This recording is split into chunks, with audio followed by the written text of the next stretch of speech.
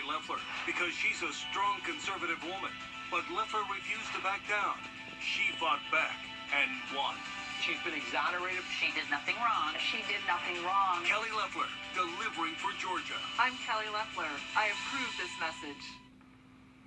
We showed you that video of a South Carolina graduation. They got a little bit derailed with an unexpected sprinkler hose down right in the middle of it. Well, now we are introducing you to some of those seniors who say it's just another thing to add to the list for 2020.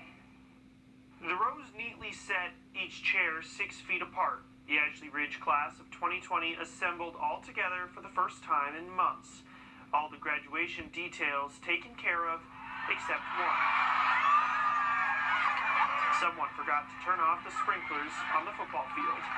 It's pretty crazy, but I mean, it was a good surprise. I mean, I think everybody got a laugh out of it. I was actually like right next to one, and then I dodged the first one, and then I ran off to the left, and then got absolutely destroyed by the other sprinkler, all down my back. But it wasn't that bad.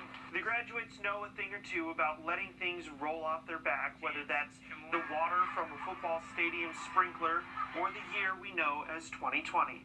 Nothing has been typical for these students. We've all been looking forward to. We were all expecting a perfect senior year, but we got stuck with some difficult times. But I think we all made the best of it, and we all tried to make a good situation out of what we were dealt.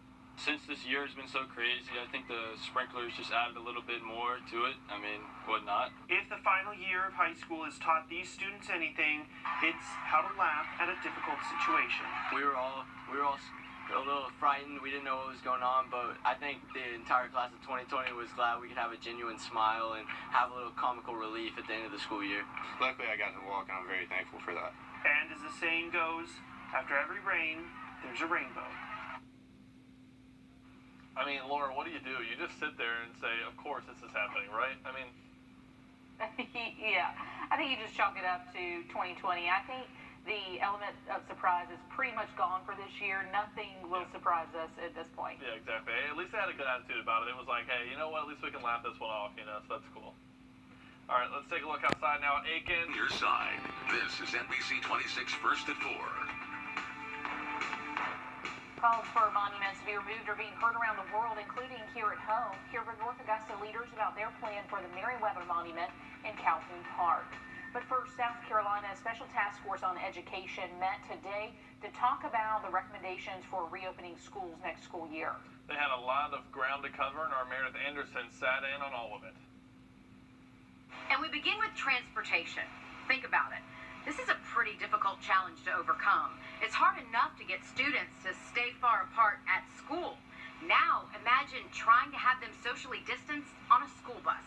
So here's the plan they suggested today. They think districts should only allow 50% capacity for each bus. The example they used, a 77-passenger school bus that now, ideally, needs to have just 36 students on board. The task force is also calling for all bus drivers to wear masks. They actually wanted to require students to wear them on the bus too, but ultimately decided there would be no way to enforce that. State Superintendent Molly Spearman said for the first time ever, she's asking parents to drive or find a ride for their kids to school, even though before COVID, she believed the bus was always best. They're like big old armored trucks almost, bringing our children in, but this is a time that we would appreciate parents considering, if at all possible, that they would drive their students to school. That would help us tremendously on the capacity level on the bus.